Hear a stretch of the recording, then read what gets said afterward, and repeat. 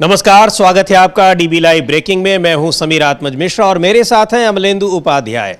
Supreme court में आज फिर वक्फ संशोधन कानून पर सुनवाई जारी रहेगी और कल जिस तरह की टिप्पणियां रही सुप्रीम कोर्ट की, तमाम सवाल पूछे गए जो वहां पर सरकारी पक्ष से, और इसके अलावा जो विपक्ष ने जिन मुद्दों पर आपत्तियां जताई थी, जिस तरह से सुप्रीम कोर्ट उनसे कन्विंस्ड दिखाई पड़ रहा था, तो एक बड़े फैसले की उम्मीद की जा रही है कि सुप्रीम कोर्ट की तरफ से कोई बड़ा फैसला आ सकता है। क्या होगा ये सुप्रीम कोर्ट के फैसले के बाद ही पता चलेगा, लेकिन कल की टिप्पणियों की जबरदस्त चर्चा है और उसको देखते हुए ये साफ लग रहा है कि जिन आधार पर चुनौती दी गई थी तमाम मुद्दों पर, उनको लेकर उनको सुप्रीम कोर्ट भी महसूस कर रहा है कि हां, ये सारी चीजें हुई हैं, तमाम प्रावधानों का उल्लंघन किया गया है कानून में, और इसके अलावा तमाम प्रक्रियाओं का भी, जो कानून बनाने की प्रक्रियाएं होती हैं, उसमें भी बहुत सारी खामियां हैं। अब इन सब पर आज फिर सुनवाई जारी रहेगी, उसके बाद सुप्रीम कोर्ट इस पर अपना कोई फैसला देगा।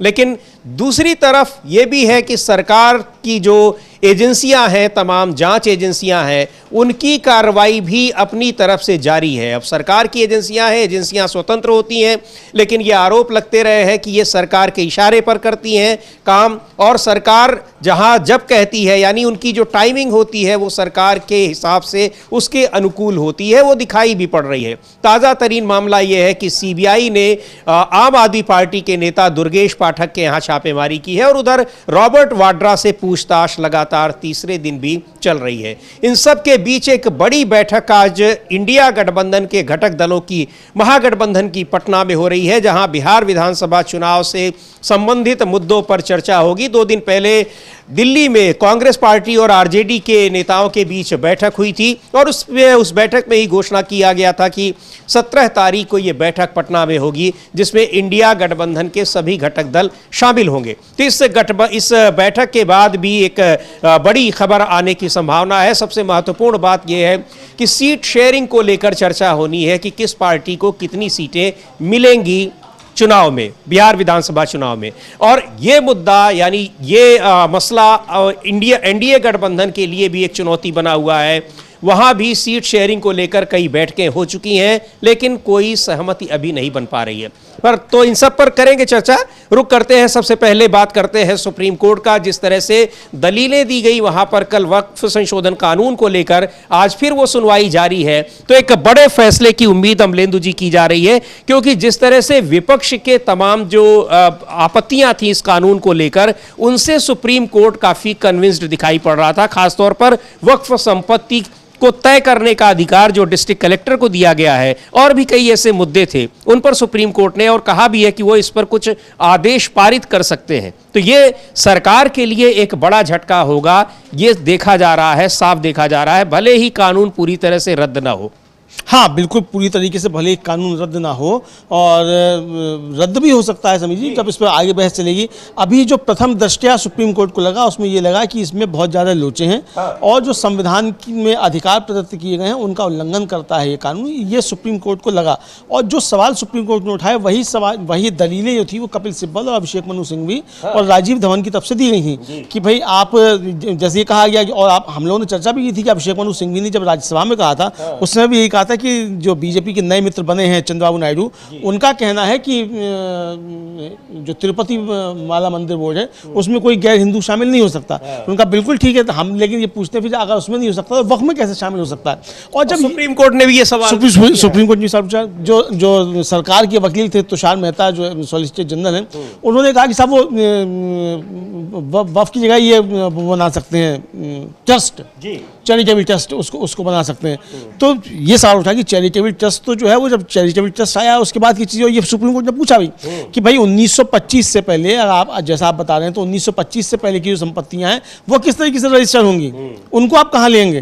और अगर 1000 साल पहले की है, आप कहीं चाहिए तो रजिस्टर होनी चाहिए, वो तो 3000 साल पहले की संपत्ति है, वो तो रजिस्टर होगी नहीं, चूंकि रजिस्ट्री का कानून नहीं था, तो उसको आप कैसे लेंगे। तो ये आप जो है वो इसको नहीं कर सकते, ये सुप्रीम कोर्ट ने कहा। उस पर जो 3 उनका जो आदेश थे, इंटरिम आदेश, वो उन्होंने पारित किए उस समय और कहा कि हम इसको पारित करते हैं। और पढ़ के उन्होंने बताया भी, वो जो 3 थे इस पर जो थे सरकार बुरी तरीके से घबरा गई और जो सॉलिसिटर जनरल थे वो गिड़गिड़ाने लगे सुप्रीम कोर्ट के सामने कि मिलॉर्ड हमको कल और सुन लीजिए, हमें कुछ और बातें कहनी है और इंटरिम आदेश अभी रोक दीजिए। तो सुप्रीम कोर्ट ने कहा ठीक है, इंटरिम आदेश कल तक के लिए हम रोकते हैं, लेकिन आपको इस पर अपनी बात करनी होगी, कल हम आपकी बात सुनेंगे। तो आज 2 बजे से फिर इस पर बहस होगी और सरकार का पक्ष आज सुना जाएगा, उसके बाद फिर इंटरिम ऑर्डर पारित होगा। सुप्रीम कोर्ट ने साफ साफ कहा कि हम अमूमन इंटरिम ऑर्डर्स पारित नहीं करते हैं, लेकिन यह केस ऐसा है कि अगर एक भी संपत्ति को आपने डिनोटिफाई कर दिया तो ये बहुत बड़ा अन्याय होगा और हम जो है यहाँ अन्याय करने के लिए नहीं बैठे हैं। तो ये एक तरीके से कहा गया। तो इसका मतलब समझिए सुप्रीम कोर्ट एक चीज़ अच्छे तरीके से समझ रहा है कि ये कानून अन्याय करता है और जिस तरीके से कपिल सिब्बल ने कहा कि ये 200 मिलियन लोगों यानी कि 20 करोड़ लोगों की संसदीय लूट है, ये कपिल सिब्बल के शब्द थे, तो उसको एक तरीके से सुप्रीम कोर्ट मानता हुआ नजर आ रहा है। जी बिल्कुल, इसको जो दलीलें थी यानी विपक्ष की तरफ से, चूंकि लगभग 70 याचिकाएं दाखिल की गई हैं अलग अलग राजनीतिक दलों की ओर से, तमाम मुस्लिम संगठनों की ओर से, all India Muslim personal law board की तरफ से, और सब ने ये कहते हुए यानी जो इस कानून को लेकर जो सबसे बड़ी आपत्ति है वो ये कि तमाम मौलिक अधिकारों का इसमें हनन किया गया है, उनको पूरी तरह से खारिज करके इस कानून को लाया गया है। इसके अलावा इसमें तमाम प्रक्रियाएं भी ऐसी हैं जो खामी है। और अमलेंदु जी, तुषार मेहता ने यह भी कहा कि जो बहुत सारी आपत्तियां थी वो जेपीसी में उन पर चर्चा हुई है और उसके बाद सरकार ने उसके हिसाब से कानून बनाया है। लेकिन ये कई बार हम आपको बता चुके हैं कि जेपीसी में क्या कुछ हुआ है। जेपीसी में तो विपक्ष के नेताओं की जो आपत्तियां थी, आपत्तियों को भी वहां पर नोटिस में नहीं लिया गया, यानी ये उन्होंने आपत्ति दर्ज की है, इस बात को भी मेंशन नहीं किया गया जेपीसी की बैठक में, और कह रहे हैं कि जेपीसी में ये सारे मुद्दे उठे थे। हाँ, चूंकि समीर जी अभी तो जो मूल याचिकाएं थी उन पे बात हो रही थी, जब महुआ मोहित्रा की याचिका आएगी तब इसकी कॉन्स्टिट्यूशनलिटी पे, प्रक्रिया पे सवाल उठेगा। चूंकि महुआ मोहित्रा ने प्रक्रिया पर ही सवाल उठाए, वो इस पे गई नहीं है कि साहब ये अधिकारों का उल्लंघन करता है, क्या वो अतिक्रमण कर रहा है, वो तो गई है कि जो प्रक्रिया है उस प्रक्रिया का इसमें पालन नहीं किया गया। चूंकि राज्यसभा में डॉक्यूमेंट्री प्रूफ है जिसको वहाँ हमारे जो चेयरमैन साहब हैं बाबा कहते हैं ऑथेंटिकेट कीजिए, तो वो सुप्रीम कोर्ट में ऑथेंटिकेट हो जाएगा कि वहाँ लोगों ने अपने डिसेंट नोट दिए, जेपीसी के सदस्यों ने वो डिसेंट नोट वहाँ स्वीकार नहीं किए गए। चूंकि संसदीय कार्य मंत्री किरण रिजिजू ने वहाँ राज्यसभा में खड़े होकर कहा कि कोई डिसेंट नोट नहीं मिला, और इस पर जो सैयद नासिर हुसैन जो कांग्रेस के सांसद हैं कर्नाटक से, उन्होंने खड़े होकर तुरंत कहा कि आप झूठ बोल रहे हैं, मैंने खुद दिया था डिसेंट नोट और आपने इसमें नहीं दिया है, तो आपने बिना डिसेंट नोट के कर लिया। और राज्यसभा में यही बात उठी कि इसको भी फिर से जेपीसी में भेजा जाए और जो आपत्तियाँ आई हैं उस पर किया जाए। ये भी सवाल उठेगा कि जब जेपीसी बनी थी तो जेपीसी के चेयरमैन जो थे जगदम्बिका पाल, वो अकेले क्यों दौरा कर रहे थे, जेपीसी के सदस्यों को लेकर दौरा क्यों नहीं कर रहे थे, जो मुआयना करते घूम रहे थे उस संपत्तियों का। तो ये भी सवाल उठेंगे। दूसरा जो आपको आए हैं जो प्रत्यावेदन जो आप कह रहे हैं, वो कितने मुसलमानों के प्रत्यावेदन हैं और कितने और किसके हैं। फिर जब ये कहा गया कि साहब वो संपत्तियां जो है वो गड़बड़ करती हैं, हालांकि शुरू में ही कहा था सुप्रीम कोर्ट ने कि भाई हमें ये बताया गया कि जो दिल्ली हाई कोर्ट है वो भी वक्फ की ज़मीन पर बना हुआ है, इस वक्फ ने इस पर जो दावा ठोका हुआ है, तो इसको लेकर चिंताएं हैं। इस पर सुप्रीम कोर्ट का कहना था कि भाई अगर ठीक है कि चिंताएं हैं, लेकिन जो वक्फ की संपत्तियां तो आप उसको डिनोटिफाई कर देंगे, ये कैसे आप कर देंगे, वो विवाद एक हो सकता है, उसको लेकर है। और जिस तरीके से अधिकार दे दिए गए हैं कलेक्टर को, और कलेक्टर को परिभाषित जो किया गया, मतलब जो कलेक्टर होता है वो नहीं, उसके लिए और व्यापक कर दिया गया कि कलेक्टर के समकक्ष जो है कोई भी अधिकारी उसको कर सकता है। तो ये इसको लेकर, तो ये उस पर सख्त आपत्तियां होती थी कि आपने इसमें कलेक्टर का जो है आपने इसको विस्तृत कर दिया है किस तरीके से। तो बहुत सारी आपत्तियां हैं और सुप्रीम कोर्ट समझ चुका है, जो शुरुआत दलील दी रही। चूंकि जस्टिस संजीव खन्ना जो सीजीआई हैं, बहस शुरू होते ही उन्होंने सबसे पहले कहा कि आप हल्ला नहीं मचाएंगे, 70 लोग हैं तो सबको यहाँ नहीं सुन सकते हैं, बारी बारी से हम नाम पुकारेंगे, उस पर आप अपनी बात रखेंगे। और फिर जब ये कहा कि भाई क्या जो याचिकाएँ जो है, या तो इसका ये तरीका है कि इसको वापस जो है हम हाई कोर्ट भेज दें, वहाँ उसको सुना जाए। इस पर जो याचिकाकर्ता थे उनकी तरफ से कहा गया कि इसे भेजने की कोई आवश्यकता नहीं है, क्योंकि ये वो मामला नहीं है कि जिसको हाईकोर्ट भेजा जाए, ये सीधे सीधे सुप्रीम कोर्ट के अंदर आता है, इसको सुना जाए। इस बीच जब बहस एकदम अंतिम दौर में थी, एक सत्ता समर्थक समझे जाते हैं वकील साहब विकास जी, उन्होंने कहा कि साहब वो जो नहीं 1995 का जो संशोधन है उसको यह चुनौती दी गई है अदालत में, हाई कोर्ट में। तो इस पर अभिषेक मनु सिंघवी ने कहा कि उसको तो 30 साल से ज़्यादा हो गया, उस पर अभी तक कोई फैसला नहीं आया है। तब सीजीआई ने कहा कि अच्छा तो ठीक है, तो क्या उस याचिका को भी यहाँ मंगवा लिया जाए। जैसे ही सीजीआई ने कहा वैसे ही हरीश साल्वे की एंट्री हुई और उनका कि नहीं उसकी कोई आवश्यकता नहीं, उसको आप वहीं रहने दीजिए और ये कोर्ट जो है सक्षम है इसको सुनवाई करने के लिए। यानी समझिए कि वो 1995 को जो चुनौतियां दी गई, जाहिर सी बात है वो बीजेपी के लोगों ने चुनौतियां दी होंगी, तो वो अगर वो भी मंगा ली जाती तो 1995 के कानून को जो चुनौती दी गई है वो भी खारिज हो जाती और सरकार को डबल झटका लगता। तो हरीश साल्वे ने वो बात जो थी रोक लिया, बचा लिया, सरकार को बचा लिया, जबकि वो विकास साहब जो थे वो सरकार को फंसाने की कोशिश एक तरीके से कर रहे थे। जी बिल्कुल, तो इसको लेकर अब बहस आज भी जारी रहेगी और सरकार के पक्ष को यानी तुषार मेहता अपीयर होंगे, सॉलिसिटर जनरल, उनको सुना जाएगा। उन्होंने कल भी जिस तरह से उन्होंने कई मुद्दों पर आपत्तियां जताई और सबसे बड़ी बात उन्होंने कहा कि जो विपक्ष बातें कर रहा है वो सारे ही मुद्दे, सारी बातें हो चुकी हैं जेपीसी में, लेकिन पूरी की पूरी जेपीसी की बैठक विवादित रही। जेपीसी की बैठक में विपक्ष के नेताओं को बोलने नहीं दिया गया। यहां तक कि इतिहास में पहली बार ऐसा हुआ कि जेपीसी की बैठक से विपक्षी नेताओं को सस्पेंड कर दिया गया और विपक्ष के नेताओं की आपत्तियों को दर्ज तक नहीं किया गया। यानी ये उसमें आधिकारिक रूप से ये बात तक नहीं आई है कि किसी ने उस पर अपना डिसेंट नोट लगाया है, यानी किसी चीज पर आपत्ति जताई है। इन सब मुद्दों के बावजूद लोकसभा और राज्यसभा में यह कानून पारित हो, यह विधेयक पारित हुआ, कानून बना और अब उसको सुप्रीम कोर्ट में चुनौती दी गई है। सुप्रीम कोर्ट ने जिस तरह से याचिकाओं को स्वीकार किया है और जल्दी से जल्दी को समय दिया कि इस पर हम सुनवाई करेंगे, उसको देखते हुए प्राइमा फेसी ये लग रहा है कि सुप्रीम कोर्ट भी इस पर नजर रखे हुए है कि किस तरह से तमाम संवैधानिक प्रावधानों का उल्लंघन किया गया है।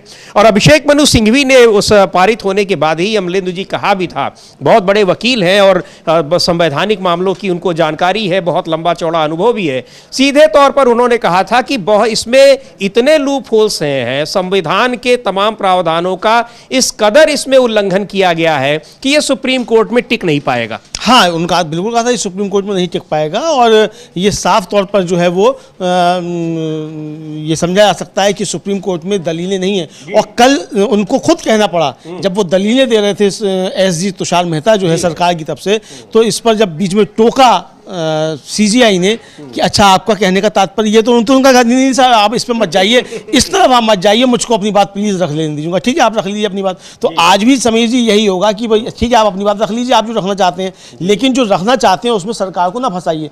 चूंकि तुषार मेहता साहब ने जो दलीलें दी वो उन्होंने एक तरीके से याचिकाकर्ताओं के वकील थे अभिषेक मनु सिंघवी और कपिल सिब्बल और सीयू सिंह, राजीव धवन, उनकी दलीलों की एक तरीके से पुष्टि ही कर दी। जी हाँ, ये हुआ। तो इसलिए जो घिरी हुई सरकार जो है जबरदस्त तरीके से नजर आ रही है। आज 2 बजे क्या होता है ये देखा जाएगा, अब 2 बजे होगा और हम लोग 1:45 बजे से फिर लाइव आएंगे, उसकी लाइव रिपोर्टिंग हम जी बिल्कुल। कोर्ट में क्या कुछ चल रहा होगा वो आप डीबी लाइव पर लाइव सुनेंगे। जिस तरह से कल हमने देखा पूरी उस जो कोर्ट रूम की प्रोसीडिंग थी वो पूरा लाइव डीबी लाइव पर आपने देखा। आज भी जब ये प्रोसीडिंग शुरू होगी उससे थोड़ा पहले ही यानी 1:45 से ही कार्यक्रम शुरू होगा और सुप्रीम कोर्ट में क्या और दलीलें दी जाती हैं वक्फ संशोधन कानून को लेकर, जजेस की क्या टिप्पणी होती है, ये सारा आप लाइव सुनेंगे डीबी लाइव के कार्यक्रम में। तो बहुत ही महत्वपूर्ण फैसला आने वाला है सुप्रीम कोर्ट की तरफ से। और वक्फ संशोधन कानून को लेकर एक चीज और अमलेंदु जी देखा गया कल, किरण रिजिजू जो कि इस पूरे कानून के दौरान काफी चर्चित रहे और चूंकि संसदीय कार्य मंत्री है तो जाहिर सी बात है कि उनसे जुड़ा यह मामला भी है। उन्होंने ये कहा कि सुप्रीम कोर्ट को या न्यायपालिका को संसद के से पारित कानूनों में हस्तक्षेप नहीं करना चाहिए, नहीं तो फिर सरकार भी हस्तक्षेप करेगी न्यायपालिका के कार्यों में। लेकिन बड़ा सवाल ये है कि ये हस्तक्षेप नहीं है किरण रिजिजू जी, ये इसको कहते हैं न्यायिक समीक्षा कहते हैं और सुप्रीम कोर्ट को हर तरह की न्यायिक समीक्षा का अधिकार है। संसद द्वारा बनाए गए कानून की समीक्षा का भी अधिकार है और अपने फैसलों की समीक्षा का भी अधिकार है। सुप्रीम कोर्ट ने अपने भी फैसलों की समीक्षा की है और कई बार उनको पलटा है। हाँ बिल्कुल, कई बार पलटा है, अपने ही फैसलों को पलटा है।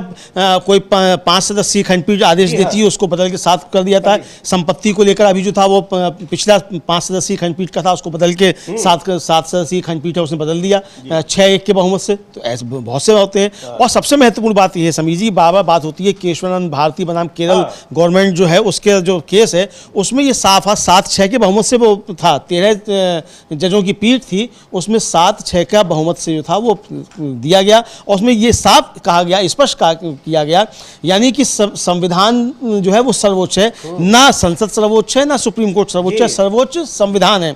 और संविधान का जो मूलभूत ढांचा है, जो उसकी मूल आत्मा है, उसका में संशोधन संसद नहीं कर सकती है, और अगर संसद कोई संशोधन करती है उसकी समीक्षा का अधिकार सुप्रीम कोर्ट को होगा, क्योंकि सुप्रीम कोर्ट संविधान का कस्टोडियन है, संविधान का संरक्षक है। तो ये मामला भी जो पहुंचा है, ये संविधान का संरक्षक होने के नाते ही सुप्रीम कोर्ट के पास पहुंचा है, चूंकि सरकार ने संविधान में जो व्यवस्थाएं हैं उनका उल्लंघन किया है, जो संविधान में प्रदत्त अधिकार हैं उनका उल्लंघन किया है, इसलिए ये मामला सुप्रीम कोर्ट में पहुंचा है और सुप्रीम कोर्ट इसीलिए उसकी सुनवाई कर रहा है। ये समझना चाहिए। दूसरी बात ये कि किरण रिजिजू साहब चूंकि संसदीय कार्य मंत्री भी और पहले कानून मंत्री भी रहे, तो लगता है कि थोड़ा सा उनको अध्ययन कर लेना चाहिए। हालांकि भारतीय जनता पार्टी में अध्ययन करने की कोई आवश्यकता होती नहीं है, सबसे ज़्यादा पढ़े लिखे तो मोदी जी हैं, किरण रिजिजू साहब तो कम पढ़े लिखे होंगे मोदी जी से, लेकिन फिर भी कर लेना चाहिए तो अच्छा रहता है, चूंकि मंत्री हैं, मोदी जी तो सदन में आते नहीं जवाब देने के लिए। रिजिजू साहब को जो बार-बार सदन में आकर जवाब देने पड़ते हैं संसदीय कार्य मंत्री होने के नाते, तो थोड़ा सा पढ़ लेंगे तो अच्छा रहेगा, उनका ही ज्ञानवर्धन होगा। जी बिल्कुल, संविधान ये हस्तक्षेप नहीं है, उनको ये सोचना चाहिए कि वो कह क्या रहे हैं। ये सुप्रीम कोर्ट हस्तक्षेप नहीं कर रहा है संसद के मामले में, संसद ने जिस कानून को पारित किया है उसमें हस्तक्षेप नहीं कर रहा है। लेकिन अगर कोई कानून संसद में बनाया गया है, चूंकि संसद में बहुमत से कानून बन जाएगा, लेकिन हो सकता है कि बहुमत का यह भी फैसला हो कि वो संवैधानिक प्रावधानों का उल्लंघन कर रहा है, तो उसको जांचने का काम सुप्रीम कोर्ट का है, यानी उसकी समीक्षा का काम सुप्रीम कोर्ट का है। और सुप्रीम कोर्ट अगर ये पाएगा कि ये संवैधानिक प्रावधानों का उल्लंघन कर रहा है, उस कानून को वो रद्द भी कर सकता है। ये उसके दायरे में, उसको ये पावर इसी संविधान ने दी है, जिस संविधान ने संसद दिया है और जिस संविधान ने न्यायपालिका को दिया है। तो ये सारी चीजें हैं, अब इसको हस्तक्षेप नहीं कहना चाहिए, लेकिन उन्होंने कहा है, पर सच्चाई यह है कि यह हस्तक्षेप नहीं है। और सुप्रीम कोर्ट अपने फैसलों की भी समीक्षा करता है, जिस जो अभी हम बात कर रहे हैं कि अगर अपने फैसलों में उसको कई बार लगता है या कोई आपत्ति जताता है कि आप अपनी समीक्षा करिए और ये ठीक नहीं है, तो सुप्रीम कोर्ट अपनी समीक्षा भी करता है। और कई बार जो राज्यों की हाई कोर्ट होते हैं उनके खिलाफ फैसला देता है, अक्सर ऐसा होता है।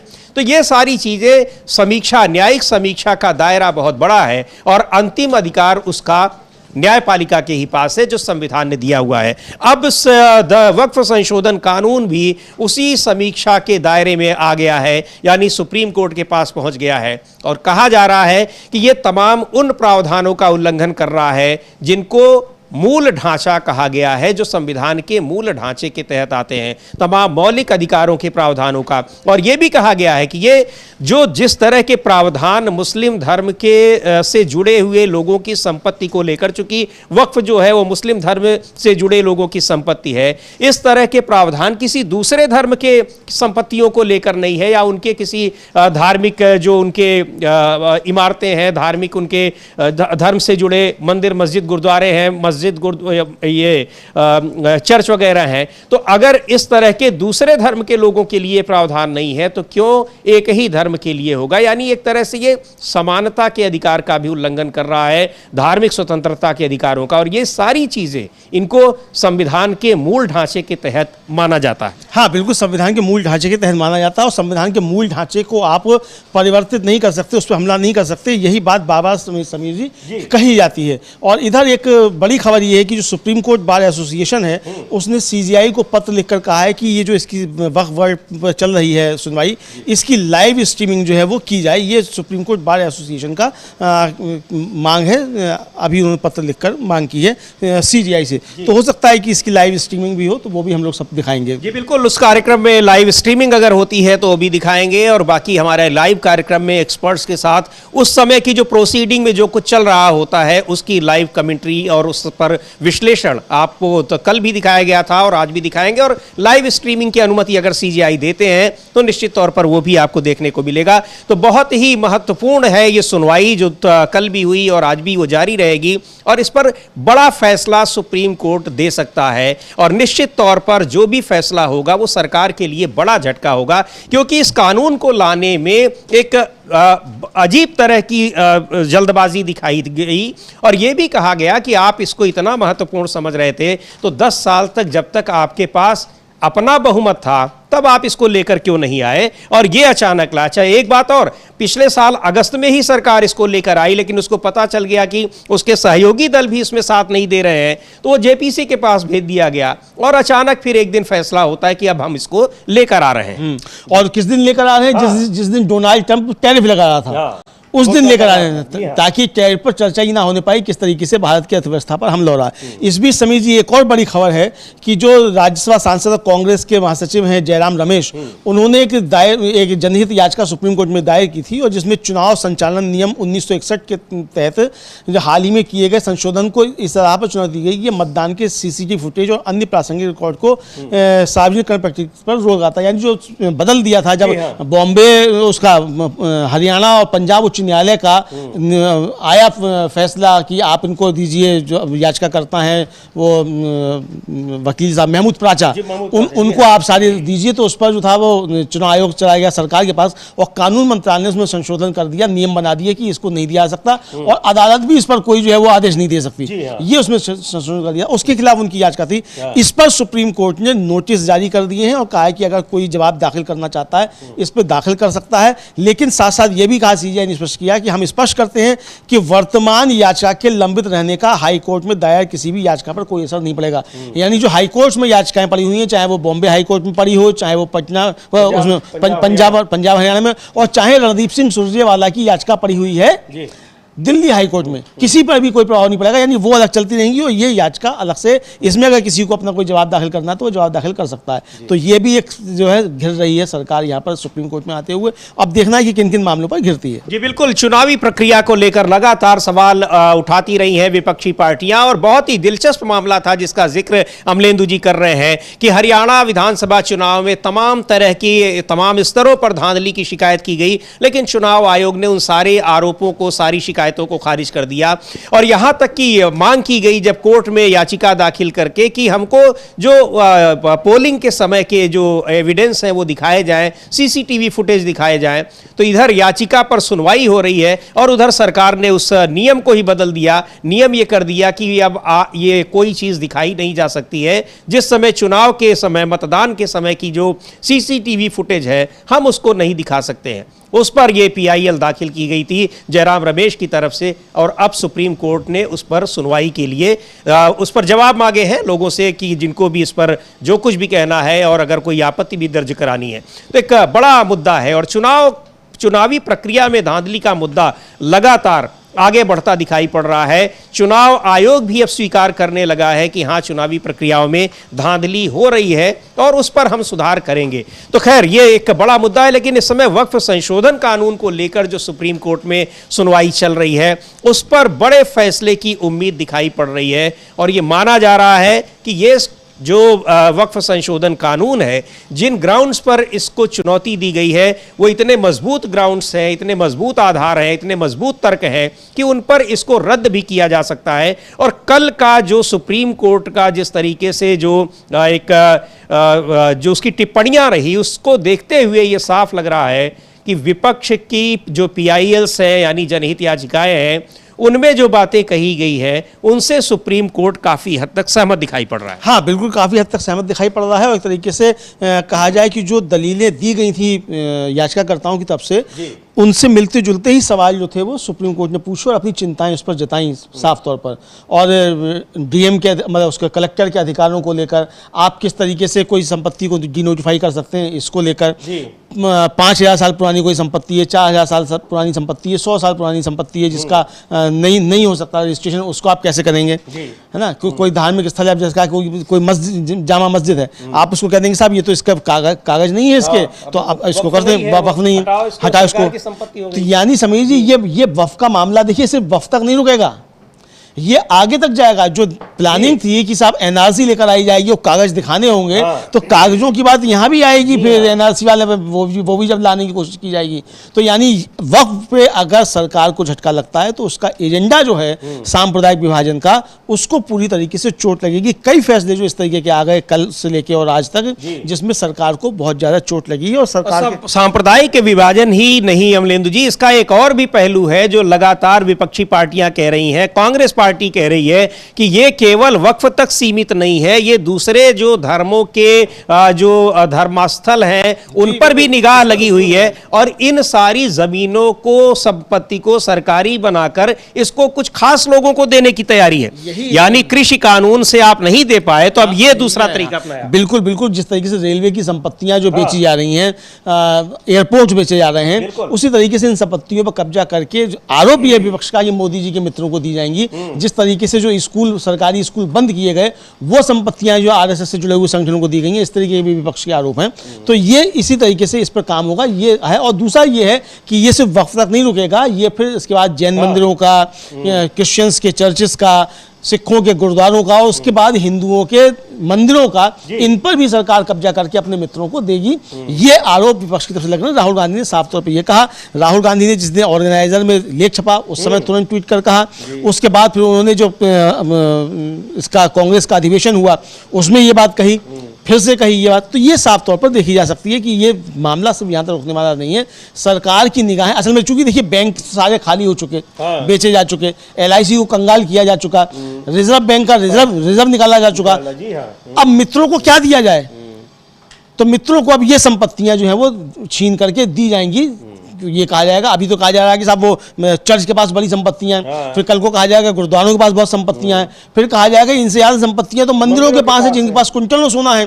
बताइए, अगर ये है कि साहब वो वहां से बद्रीनाथ या केदारनाथ, कहां से आरोप लगाया था उन्होंने शंकराचार्य ने कि 400 कुछ कुंटल सोना जो है गायब हो गया। अब इतना सोना अगर समीर जी, तो इतना तो भारत के खजाने में नहीं है।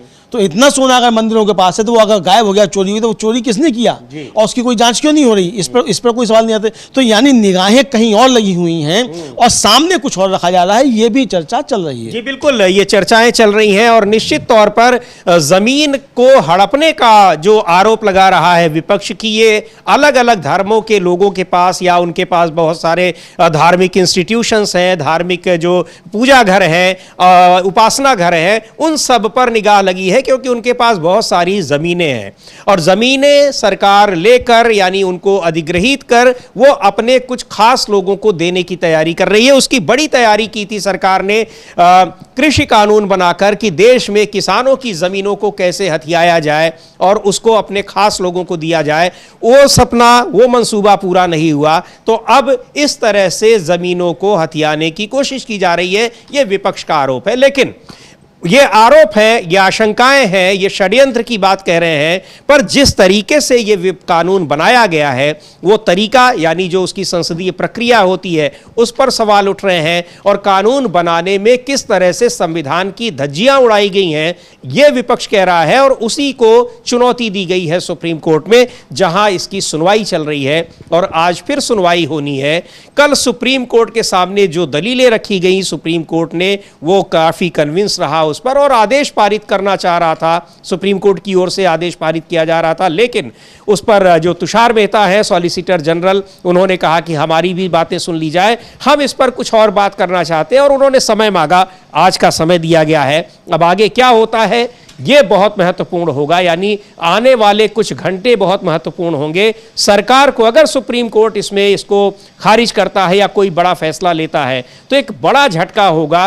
किसान कानूनों के बाद इस कानून को के बारे में अगर कोई रद्द कर देता है या इसमें जो तमाम प्रावधान है उनको खारिज कर देता है तो बड़ा झटका सरकार को लगने की पूरी संभावना है। अमलेंदु जी। हाँ बिल्कुल, पूरी लगने की संभावना। और जो कल एक जो बहुत हीटेड डिबेट रही सुप्रीम कोर्ट में, उसकी तरफ भी जो ध्यान दिला देना चाहिए कि जब ये हुआ कि सर्वोच्च न्यायालय सुनवाई कर रहा था इसकी संवैधानिकता पर की, तो जो सॉलिसिटर जनरल हैं तुषार मेहता, उनकी तरफ से जो सेंट्रल वक्फ बोर्ड है और जो राज्यों के वक्फ बोर्ड है उसमें गैर मुस्लिमों को शामिल करने पर उन्होंने अपनी जो सुझाव दिया उस पर सुप्रीम कोर्ट की तरफ से काफी ज्यादा थी वो तीखी प्रतिक्रिया आई। CGI ने संशोधन की अधिनियम है उसकी धारा 9 और धारा 14 के प्रावधानों पर जब सवाल उठाया वो ये है कि इसमें केंद्रीय वक्फ परिषद और राज्य वक्फ बोर्ड में गैर मुस्लिमों को मनोनीत करने की अनुमति दी गई नए कानून में, जो है उसकी धारा 9-14 है इसको लेकर। तो सीजीआई ने पूछा कि क्या हिंदू धार्मिक बंदोबस्ती को नियंत्रित करने वाले बोर्डों में मुसलमानों को शामिल किया जा सकता है? ये सवाल उन्होंने, वही बात जो अभिषेक मनु सिंह ने राज्यसभा में कही थी। इस पर जो मुख्य न्यायाधीश पूछा कि श्री तुषार मेहता, क्या आप ये तर्क दे रहे हैं कि जहां तक हिंदू बंदोबस्ती या हिंदू धार्मिक निकायों का सवाल है, आप मुसलमानों सहित अल्पसंख्यकों को बोर्ड या परिषद का सदस्य बनने की अनुमति देंगे? कृपया ऐसे खुलकर कहें। ये उन्होंने कहा। ये जब ये कहा उन्होंने, तो सॉलिसिटर जनरल ने कहा कि यदि हम इस तरह से चले तो माननीय न्यायाधीश इस मामले की सुनवाई नहीं कर सकते। यानी उन्होंने सीधे सीधे सुप्रीम कोर्ट पर ही सवाल उठा दिया कि अगर इस तरह पे आप चलेंगे तो आप सुप्रीम कोर्ट भी इसकी सुनवाई नहीं कर सकता।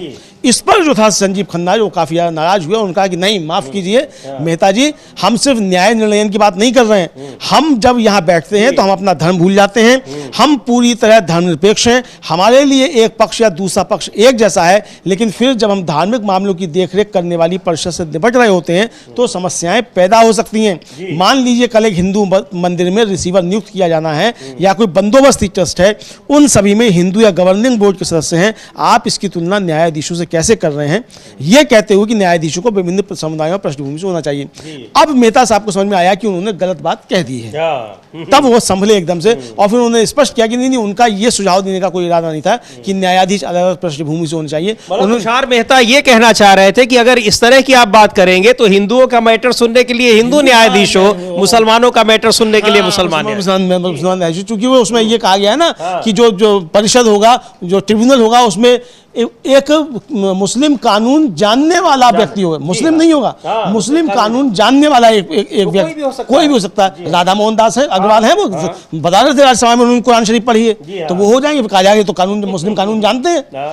तो ये इसी को लेकर जब कहा तब फिर उनको समझ में आया कि गलत तर्क दे दिया। यानी ये भी पॉइंट जो है, इस पर तुषार मेहता यानी सरकार जो जब इस तरीके से घिरी हुई नजर आई। समीर जी बिल्कुल, इस पर घिरी नजर तो बहुत जो कह लीजिए कि गर्मा गर्म बहस कल की रही और आज फिर गर्मा गर्म बहस की पूरी उम्मीद है, संभावना है। और वक्फ संशोधन कानून को लेकर बहुत से ऐसे तर्क जो विपक्ष ने दिए हैं, उनका जवाब न तो सॉलिसिटर जनरल यानी सरकार की तरफ से जो वकील वहां पर उपस्थित हुए हैं तुषार मेहता, ना वो दे पा रहे हैं, और जो दे भी रहे हैं तो सुप्रीम कोर्ट उनसे कन्विंस्ड नहीं दिखाई पड़ रहा है, क्योंकि उसको लग रहा है कि इन तर्कों में दम नहीं है। अब ये कौन से तर्क होंगे कि आप उसको, जो ये बात कही गई है कि वक्फ की संपत्ति को तय करने का अधिकार किसका होगा, डिस्ट्रिक्ट कलेक्टर का होगा, और डिस्ट्रिक्ट कलेक्टर सरकार का आदमी है और सरकार उसमें एक पार्टी है, तो आखिर वो किसका पक्ष लेगा। और दूसरी बात यह कि उसमें जब जो धार्मिक स्वतंत्रता की बात की जा रही है, जिस तरह से दूसरे धर्मों के संबंध में इस तरह का कोई संस्था नहीं है, उनका मैनेजमेंट दूसरे धर्म के लोगों को अलाउ नहीं कर रहा है, तो एक धर्म पर आप कैसे अलाउ करने वाला कानून बना सकते हैं। तो ये सारे पॉइंट्स ऐसे थे जिस पर सरकार ने जो कानून बनाया है उसको डिफेंड करने के तर्क सरकार के पास ही नहीं दिखाई पड़ रहे। हाँ बिल्कुल समीर जी, जो कानून बनाया और जिस पर आप बहस करने गए, जिसमें आपने कैविएट दाखिल किया, तो ये कैविएट दाखिल करने पर तो आपको फिर तैयारी के साथ जाना चाहिए था, क्योंकि कैविएट का मतलब ये है कि जिस समय सुनवाई होगी उस समय आपको रहना होगा, आपका सुना जाएगा, आपको सुना गया। तो आप इसका मतलब तैयारी से नहीं गए, और तैयारी से अगर गए थे तो यही आपकी तैयारियां थी, क्योंकि दो गलतियां हुई। जो तर्क दिए गए वो उल्टे तर्क दिए गए सरकार की तरफ से। फिर उसके बाद जो हाई कोर्ट में जो याचिकाएं पड़ी हुई हैं 1995 के एक्ट को चुनौती देने वाली, उनको मंगा लिया जाए, ये तर्क दे दिया गया सत्ता पक्ष के एक वकील की तरफ से। उसको फिर रोका किसी तरीके से, हरीश साल्वे ने बीच में इंटरफेरेंस। बड़ी बात की न्यायालय में भी आप हिंदू और मुसलमान करने लगे, और इतना ही नहीं करने लग गए, आप जजों से सीधे सीधे आप हिंदू मुसलमान कर रहे हैं। और इस पर जो कड़ी फटकार लगाई उन्होंने सीजीआई ने कि हम जब यहाँ बैठते हैं तो अपना धर्म हम घर रख कर आते हैं, हम धर्मनिरपेक्ष हैं पूरी तरीके से, हमारे लिए कोई मान नहीं रखता है कौन हिंदू या कौन मुसलमान हमारे सामने, हमारे लिए ये पक्ष हो चाहे वो पक्ष हो सब बराबर है। तो ये समझाया उन्होंने, यानी जो सरकार को समझनी चाहिए थी बात समीर जी, जो सरकार का दायित्व है, सरकार को राजधर्म का पालन करने की सीख जो है सुप्रीम कोर्ट दे रहा था कि यहाँ आकर हिंदू मुसलमान मत कीजिए, आप एक पार्टी के तौर पर हिंदू मुसलमान कीजिए, आपकी पार्टी की पॉलिसी है, लेकिन जब आप सरकार में हैं तब सरकार में रहकर आप हिंदू मुसलमान नहीं कर सकते, और ये सरकार लगातार यही कर रही है। जी बिल्कुल, उससे ये हो रहा है और गर्मा गर्म बहस रही, आज भी जारी रहेगी और बड़े फैसले की उम्मीद दिखाई पड़ रही है। सुप्रीम कोर्ट की जो 3 सदस्यीय जो बेंच है चीफ जस्टिस संजीव खन्ना की अध्यक्षता में, वो इसकी सुनवाई कर रही है। और बहुत ही जिस तरह से वक्फ संशोधन कानून के खिलाफ जो दलीलें थी उससे कन्विंस्ड दिखाई पड़ रही है, सहमत सुप्रीम कोर्ट के जजेस दिखाई पड़ रहे हैं और सरकार से उन पर स्पष्टीकरण मांग रहे हैं। सरकार की तरफ से स्पष्टीकरण जो है बहुत ही लिजे तर्क उनके हैं, जिस पर सुप्रीम कोर्ट को खुद ही उनको फटकार लगानी पड़ी। अब आज की भी सुनवाई होगी जिस पर हम लाइव चर्चा करेंगे डीबी लाइव के इस कार्यक्रम में, वो भी आप जरूर देखिएगा 1:45 से। लेकिन आगे खबरों पर कुछ बढ़ते हैं और कुछ महत्वपूर्ण खबरें, जैसी हमने शुरू में ही चर्चा की कि सरकार अपनी दूसरी तैयारियां भी चल कर रही है, जो उसके ऊपर आरोप लगते हैं कि पिछले 10-11 साल से सरकार की कार्यप्रणाली यह है कि जब कुछ बड़े मुद्दे आते हैं तब उसकी कुछ जांच एजेंसियां अचानक सक्रिय हो जाती हैं। एक बार फिर वो जांच एजेंसियां सक्रिय दिखाई पड़ रही हैं। बड़ा मुद्दा यह था कि 16 अप्रैल को सुनवाई की तारीख सुप्रीम कोर्ट ने तय की थी। राहुल गांधी का 2 दिन का गुजरात का दौरा था और इधर बिहार में इंडिया गठबंधन की बैठकें चल रही हैं। इन सब के बीच जांच एजेंसियां पूरी तरह से सक्रिय दिखाई पड़ रही हैं। हाँ, पूरी तरीके से जांच एजेंसियां सक्रिय दिखाई पड़ रही हैं और जांच एजेंसियां आज फिर जो है वो रॉबर्ट वाड्रा को पूछताछ के लिए बुलाया गया है। तीसरा दिन है लगातार जिस पे पूछताछ हो रही है। और जो आम आदमी पार्टी के नेता हैं दुर्गेश पाठक, जो गुजरात के सहप्रभारी भी हैं उनकी पार्टी के, उनके घर पर सीबीआई ने आज छापा डाला और सर्च करके सीबीआई चली गई। तो अब क्या मिला सीबीआई को ये तो पता नहीं है, चूंकि अभी तक ये कुछ खबरें नहीं आई है क्या मिला, कहीं नहीं पता चल पाता है, कहीं पता नहीं चल पाता है। लेकिन बस चूंकि खबर बनानी होती है तो ये खबर जो है वो सीबीआई ने आज बना ली है। तो इधर जो है ये जिस तरीके से बुलाया गया उनको, रॉबर्ट वाड्रा को, रॉबर्ट वाड्रा कह रहे हैं कि हम पहले भी जवाब दे चुके हैं, फिर जवाब दे चुके हैं और हम इनको ऐसे ही जवाब देते रहेंगे, हम मजबूत हैं और इनसे लड़ते रहेंगे। रॉबर्ट वाड्रा का साफ साफ कहना है। जिस तो सुनते हैं रॉबर्ट वाड्रा ने क्या कहा है। लगातार तीसरे दिन उनसे ईडी ने पूछताछ की है और इधर आम आदमी पार्टी के नेता दुर्गेश पाठक के यहां सीबीआई ने रेड की है। तो सुन लेते हैं रॉबर्ट वाड्रा को क्या कह रहे हैं। और कह रहे हैं कि ये सारी पूछताछ आज से 5 साल 6 साल पहले भी ईडी कर चुकी है, कोई नई बात नहीं है। तो रॉबर्ट वाड्रा को सुनेंगे। लगातार तीसरे दिन उनसे पूछताछ की जा रही है और जिस तरह से ईडी ने नेशनल हेराल्ड मामले में कांग्रेस के 2 पूर्व अध्यक्षों यानी राहुल गांधी, सोनिया गांधी के खिलाफ चार्जशीट दाखिल की है, उसको लेकर भी जबरदस्त हंगामा कल हुआ। वो हमने आपको चर्चा भी की, आपको बताया किस तरह से पूरे देश में ईडी के दफ्तरों के बाहर कांग्रेस पार्टी ने प्रदर्शन किया। और कांग्रेस पार्टी के जो तमाम नेता हैं, बड़े वकील हैं, वो कह रहे हैं कि इस केस में कोई दम नहीं है, लेकिन जानबूझकर ईडी इस पर बीच बीच में कुछ न कुछ शिगुफा छोड़ती रहती है। तो सुनते हैं अभी रॉबर्ट वाड्रा को क्या कह रहे हैं वो, जब उनसे लगातार तीसरे दिन आज पूछताछ हुई उसके बाद।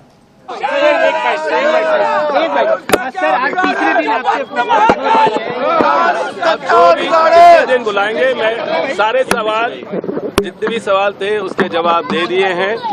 यही चीज बात हो चुकी है पहले 2019 में, सारी यही सवाल पहले दे दी चुके हैं और कोई नई बात नहीं है। सर, आपने 23,000 पन्नों का जवाब दिया, अब क्या ईडी को अब क्या चाहिए? ये जो सरकार है उनका प्रचार करने का तरीका है, मिसयूज करने का तरीका है, दुरुपयोग हो रहा है। हम झेलने की क्षमता हमें है, हम झेलेंगे, कोई ऐसी बात नहीं है। मुझे देर हो रही है और मैं बिल्कुल समय पे पहुंचना चाहता हूं, एक मौका नहीं देना उनको। तो देर हो रही है और समय पर पहुंचना चाहते हैं, तो वहां पर सीधे समय पर पहुंचे रॉबर्ट वाड्रा और उन्होंने सवालों के जवाब दिए। तीसरे दिन उनसे पूछताछ हो रही है, उसी मैटर पर पूछताछ हो रही है जिस मैटर पर 5 साल 6 साल पहले पूछताछ हो चुकी है। ये वो खुद ही कह रहे हैं। हाँ, बिल्कुल खुद ही कह रहे हैं कि जिस मामले में पहले ही पूछताछ हो चुकी है और हम इसको जवाब दे चुके हैं और फिर जवाब दे चुके हैं, ये वो साफ तौर पर कहते हुए सुने जा रहे हैं। तो अब जवाब जो है वो सरकार क्या चाहती है, मतलब ये ईडी क्या चाहती है, तो चाहती है तो हम देंगे। और कह रहे हैं कि मैं जल्दी में हूँ, वहाँ समय से पहुँचना चाहता हूँ, ताकि कोई भी उनको बहाना नहीं दूँ कि साहब देर से आए क्या और फिर चले जाते हैं। जी बिल्कुल। तो ये वहां पर लगातार तीसरे दिन रॉबर्ट वाड्रा से पूछताछ हो रही है। इधर सीबीआई ने आज आम आदमी पार्टी के नेता दीपेंद्र पाठक के यहाँ छापेमारी की है। यानी कुल मिलाकर ये जांच एजेंसियां भी अपने पूरे काम में लगी हुई हैं। जांच एजेंसियों पर लगातार आरोप लग रहे हैं कि किस तरह से सरकार के इशारे पर काम करती हैं। कांग्रेस के नेता प्रमोद तिवारी को एक बार सुनेंगे क्या कह रहे हैं। और जांच एजेंसियों को कई बार हाई कोर्ट्स में और सुप्रीम कोर्ट में भी फटकार लग चुकी है, लेकिन जांच एजेंसियों की जो कार्यशैली है वो बदलती नहीं दिखाई पड़ रही है। जांच एजेंसियों को मिलता क्या है वो भी नहीं पता चलता, क्योंकि जो कन्विक्शन रेट है इन जांच एजेंसियों का बहुत ही धीमा है। यानी जिनके खिलाफ कार्रवाई करते हैं सालों साल पूछताछ गिरफ्तारी होती रहती है, लेकिन उससे सजा किसी को नहीं दिलवा पाती है, ये एक बड़ा सवाल है। और ये सवाल सुप्रीम कोर्ट खुद लगातार पूछता रहा है कि आखिर आप फिर करते क्या हैं और क्यों इस तरह से फिर केस दर्ज करते हैं कि किसी को जानबूझकर गिरफ्तार करते हैं। और कल जिस तरह से ये कहा अभिषेक मनु सिंघवी ने कि आखिर एनडीए गठबंधन का कोई नेता, केवल बीजेपी का ही नहीं, एनडीए गठबंधन का कोई नेता ईडी उसके यहां छापेमारी करने क्यों नहीं जाती है, एक बड़ा सवाल है। सुन लेते हैं पहले प्रमोद तिवारी ने क्या कहा है इस ईडी की छापेमारी को लेकर, ईडी की चार्जशीट को लेकर और ईडी की कार्यप्रणाली को लेकर या सीबीआई की कार्यप्रणाली को लेकर। देखिए, ईडी ने 365वें दिन जो संवैधानिक रूप से कानूनन जरूरी था उस दिन कर पाए, कुछ नहीं उसमें।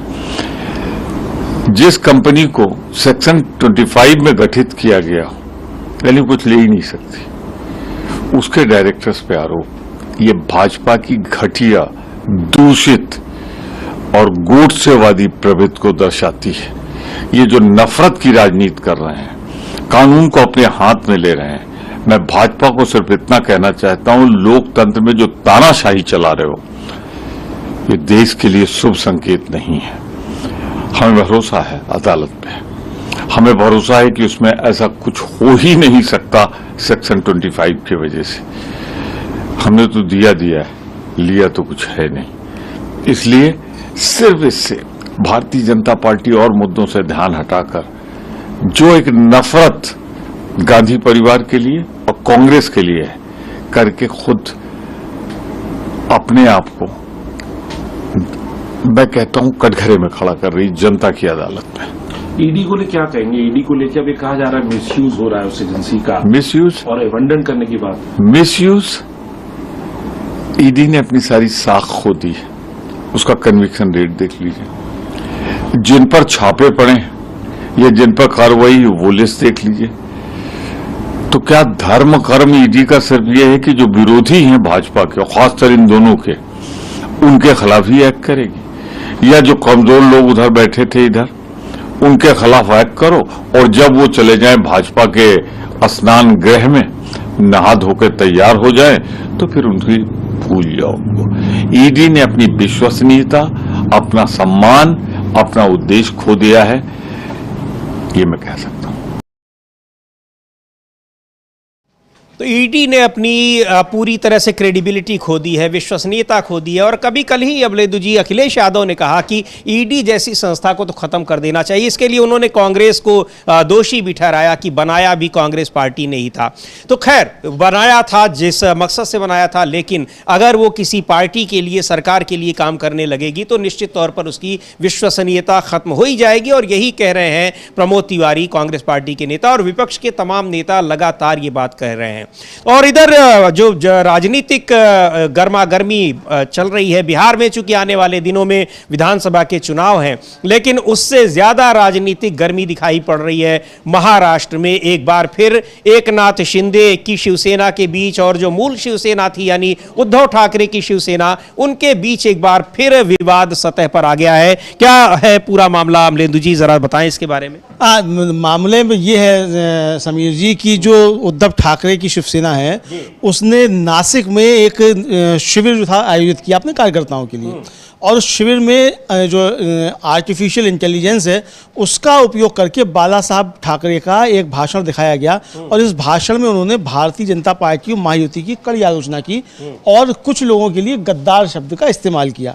इसको लेकर वहाँ की राजनीति में ज़बरदस्त तरीके से बवाल मचा हुआ है। और जो दिखाया गया उसमें पूरे भाषण में बाला साहब ठाकरे जो हैं वो ज़बरदस्त तरीके से बीजेपी पर प्रहार करते हुए दिखाई पड़ते हैं, नरेंद्र मोदी पर भी प्रहार करते हुए दिखाई पड़ते हैं। और ये कहते हैं कि नासिक से मेरा वैसे ही पुराना रिश्ता है जैसा नरेंद्र मोदी आकर के जगह जगह बताते हैं कि उनका जो रिश्ता है।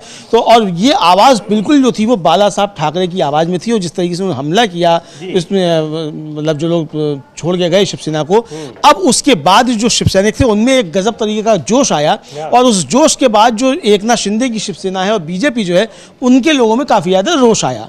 तो अब इसको लेकर संजय राउत ने अपनी बात रखी है कि भाई हम, जो बाला साहब ने कहा था, किसको गद्दार कहा था, और तो क्या ये इतने पवित्र हैं कि इनको गद्दार नहीं कहा जा सकता? इस तरह की बातें संजय राउत ने कही हैं। तो ये बाला साहब का जो AI के जरिए भाषण तैयार किया गया, इसको लेकर अब महाराष्ट्र की राजनीति में जबरदस्त तरीके से तूफान मचा हुआ है। जी बिल्कुल, तो सुनते हैं एक बार संजय राउत ने कहा क्या है इस पूरे प्रकरण में, जिस तरह से एक AI का इस्तेमाल करके और बाला साहब ठाकरे का भाषण सुनाया गया वहां पर नासिक की सभा में। पूरा सुन लेते हैं कि संजय राउत उसके बारे में कह क्या रहे हैं। ये विवाद अगर मचा हुआ है तो उस विवाद पर वो क्या कह रहे हैं।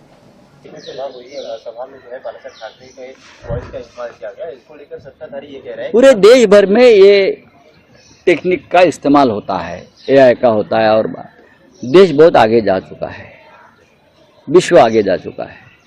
और AI टेक्नोलॉजी के बारे में हमारे देश में बहुत से संशोधन हो रहे हैं। चीन हमसे बहुत आगे निकल चुका है, US हमसे आगे निकल चुका है।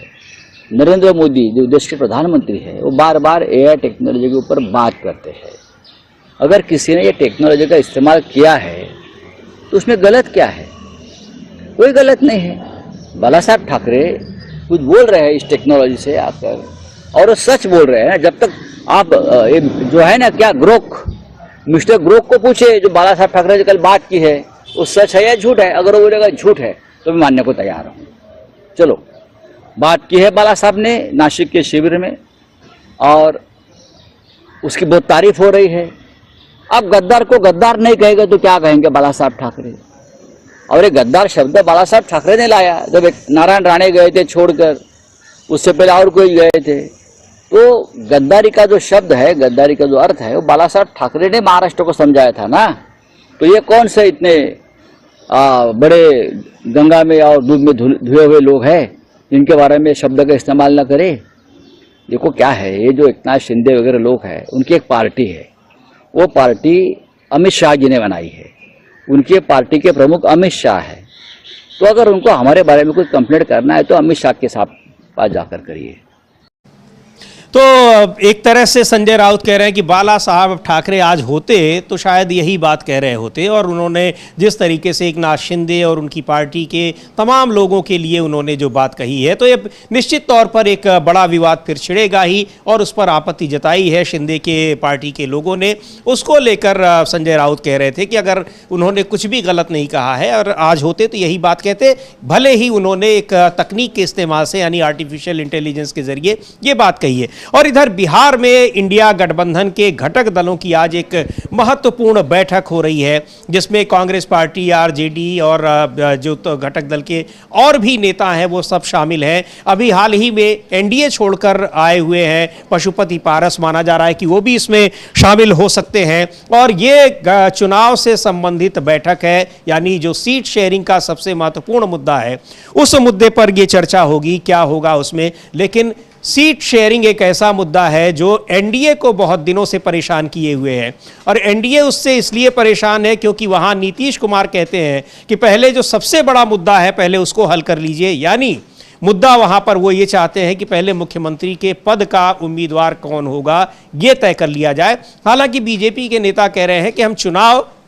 नीतीश कुमार के ही नेतृत्व में लड़ेंगे। हाँ, नीतीश कुमार के नेतृत्व में ही लड़ेंगे, लेकिन मुख्यमंत्री बनाएंगे नीतीश कुमार को, ये कोई नहीं कह रहा है जी। हालांकि जो नीतीश कुमार जी के बेटे हैं निशांत कुमार जी, उन्होंने बताया है कि अमित शाह अंकल ने कह दिया है और साफ कह दिया है कि पिताजी ही उनके जो हैं वो मुख्यमंत्री बनेंगे, ये कह दिया है।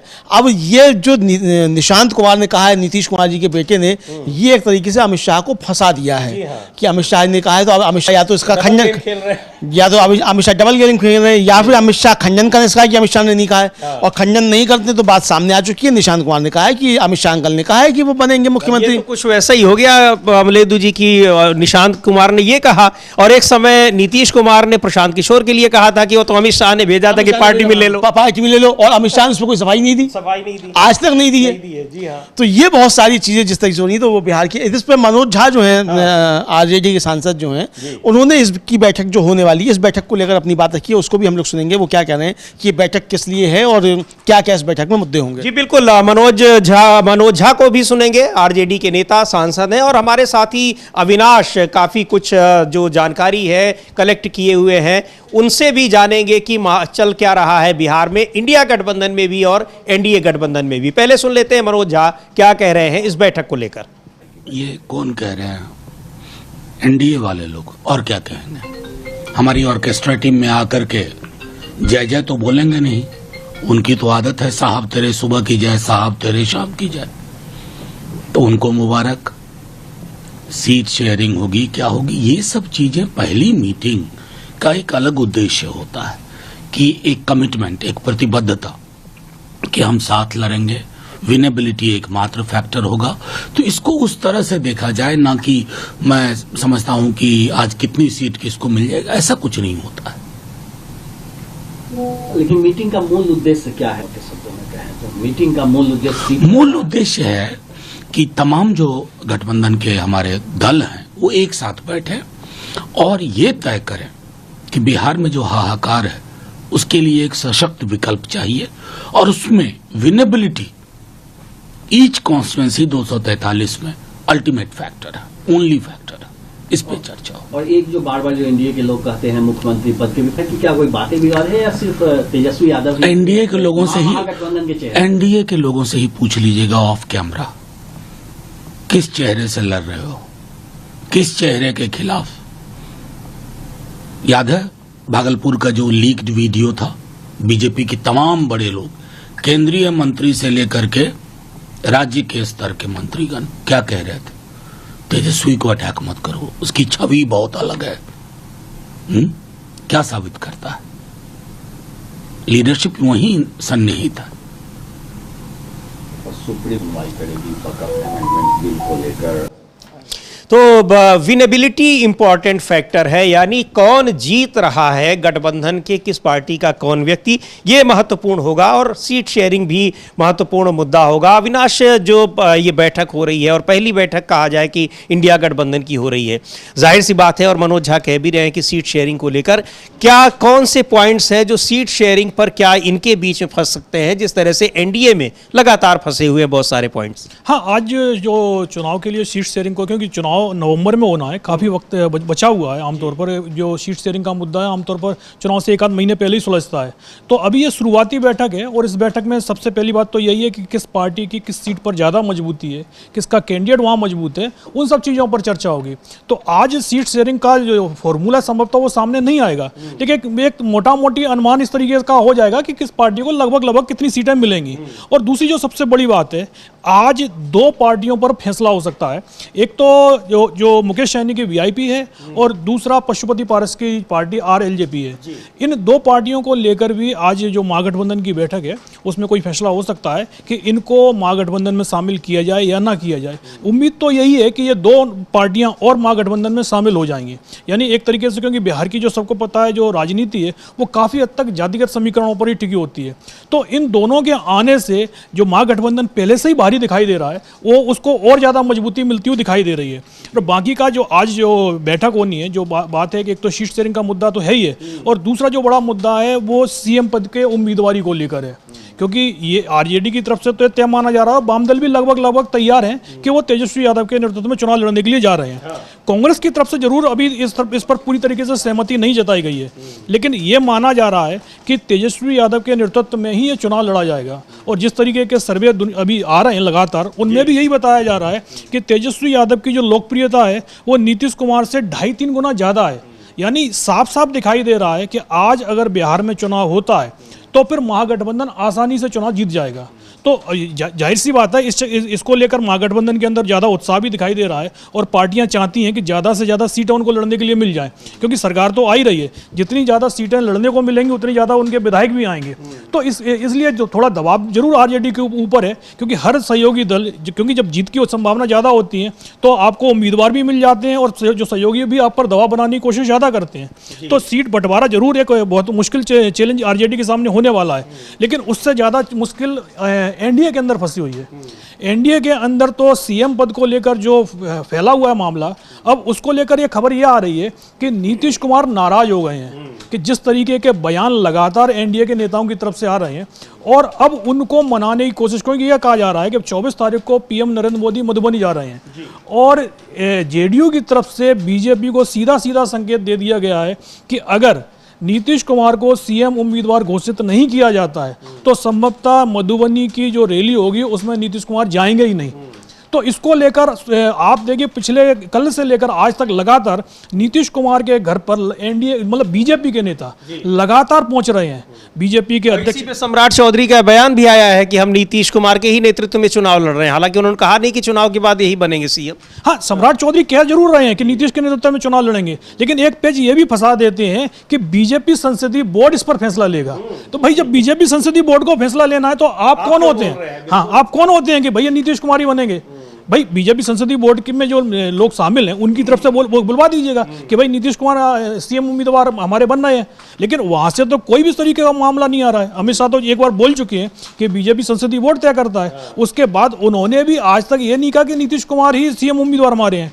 तो जब सीधी से बीजेपी संसदीय बोर्ड को ही तय करना है तो बीजेपी के जो बिहार के जो नेता बोल रहे हैं उनका कोई मायने नहीं है, और ये बात नीतीश कुमार भी जानते हैं, क्योंकि यही चीज महाराष्ट्र के नेता भी बोलते थे।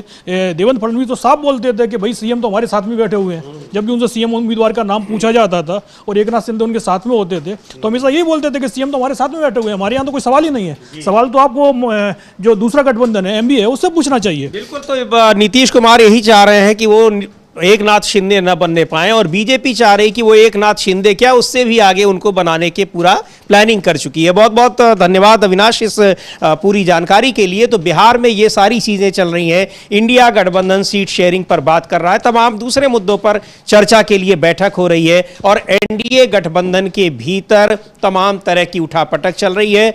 वहां पर छोटे छोटे पार्टियां छोड़ रही हैं गठबंधन को, और बड़ी पार्टी यानी जेडीयू उस पर संशय बना हुआ है कि वो रहेगी एनडीए गठबंधन में या नहीं रहेगी। हाँ, बिल्कुल सवाल बना हुआ है समीर जी कि वो एनडीए में रहेंगे कि नहीं रहेंगे, और इसको लेकर काफ़ी ज़्यादा सवाल उठाए। और दूसरी तरफ जो अब एक अफवाह फैलाई जा रही थी कि जो विकासशील इंसान पार्टी जो है वीआईपी उसके नेता मुकेश सहनी जो हैं वो एनडीए में चले जाएंगे। उन्होंने बड़ा जोरदार बात कह दी है उन्होंने, सहनी साहब ने, तो उन्होंने कहा कि बीजेपी जानती है कि उसकी नैया मैं ही पार लगा सकता हूँ, इसलिए जो है उल्टी सीधी बातें फैला रहे हैं। और उन्होंने अपने लोगों को संबोधित करते हुए कहा समीर जी कि अगर हमारे 3-4 दर्जन विधायक होंगे तो हम जो है हमारी पार्टी मजबूत होगी, और हमारे भाई जो छोटे भाई तेजस्वी यादव वो मुख्यमंत्री बनेंगे, मैं डिप्टी सीएम बनूंगा, ये उन्होंने कह दिया है।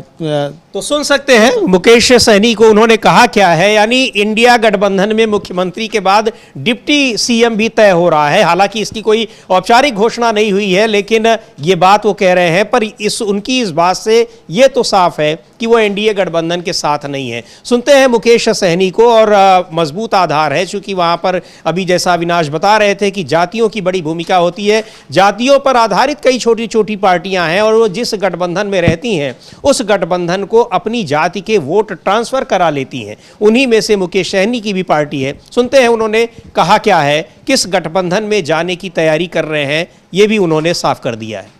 2 से 3 दर्जन विधायक नहीं बनेगा तब तक हमारा पार्टी आगे नहीं बढ़ेगा। 2-3 दर्जन विधायक बनेगा तो निश्चित तौर से आपका सरकार बनेगा, हमारे छोटे भाई तेजस्वी प्रसाद यादव जी मुख्यमंत्री बनेंगे, और निशान का बेटा डिप्टी सीएम बनेंगे।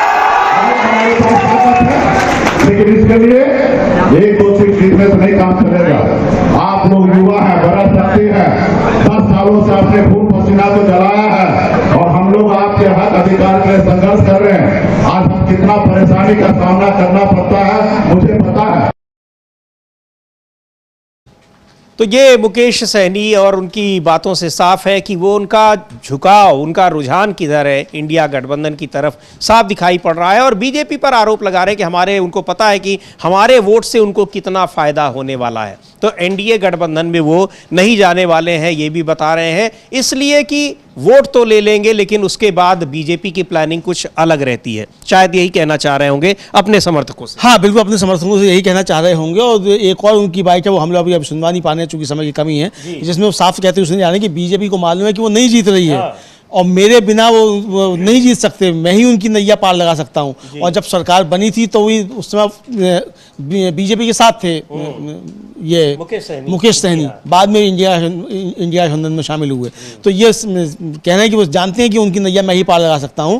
ये उनका साफ तौर पे कहना है। इधर समीर जी जो एक और नई खबर है, वो खबर ये है कि जो उत्तर प्रदेश में एक संग्राम मचा हुआ है राणा संग्राम को लेकर, हालांकि राणा सांगा को लेकर, अब वो थोड़ा कम भी पड़ गया है और अखिलेश यादव ने उस पर बहुत शानदार तरीके से और सलीकेदार बात कही कि इतिहास को इतिहास ही रहने दीजिए, अगर इतिहास हमको आगे नहीं ले जाता है तो इस पर बात नहीं करनी चाहिए। हम अपनी पार्टी के लोगों से भी कहेंगे कि आप इतिहास की इस तरह की बातों को मत करें, ये अखिलेश यादव ने कहा। लेकिन बहन जी जो है अब सो करके जाग गई हैं, बहन जी मतलब मायावती जी, और बीजेपी के सम्मान में बहन जी जो है वो अब समाजवादी पार्टी पर हमलावर हो गई हैं। तो क्या है वो खबर, वो आप बता दीजिए। बिल्कुल, वो उन्होंने ट्वीट किया है एक आज सुबह कई उनके अक्सर आ जाते हैं सुबह, वो लिख रही हैं और एक 3 पार्ट में उन्होंने लिखा है कि विदित है कि अन्य पार्टियों की तरह आए दिन सपा द्वारा भी पार्टी के खासकर दलित लोगों को आगे करके तनाव व हिंसा का माहौल पैदा करने वाले आ रहे इनके अति विवादित बयानबाजी, आरोप प्रत्यारोप व कार्यक्रम आदि का जो दौर चल रहा है,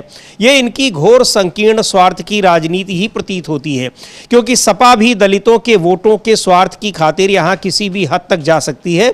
अतः दलितों के साथ साथ अन्य पिछड़ों व मुस्लिम समाज आदि को भी इनके किसी भी उग्र बहकावे में नहीं आकर इन्हें इस पार्टी के भी राजनीतिक हथकंडों का शिकार होने से जरूर बचना चाहिए।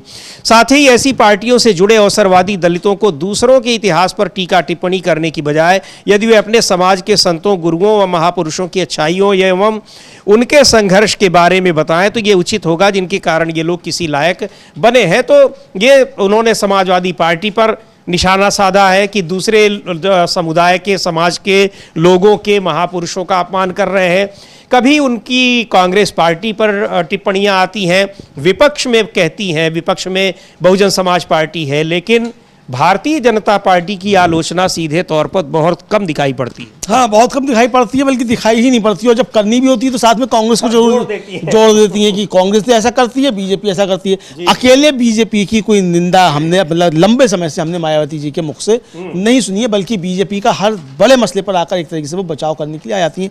आज भी जो उनके ट्वीट है एक तरीके से बीजेपी का बचाव करने की ही मालूम पड़ती है। जी बिल्कुल, बीजेपी का बचाव करने का, और उनके ऊपर आरोप लगते रहते हैं कि बीजेपी की बी टीम है। बहुत सारे नेता यही आरोप लगाते लगातार पार्टी छोड़ गए हैं, और अब पार्टी की स्थिति यह है कि घर के लोग जो पार्टी में बचे हैं वो भी कभी बाहर कर दिए जाते हैं और कभी फिर उनको बुला लिया जाता है। तो इस तरीके से बहुजन समाज पार्टी की राजनीति चल रही है।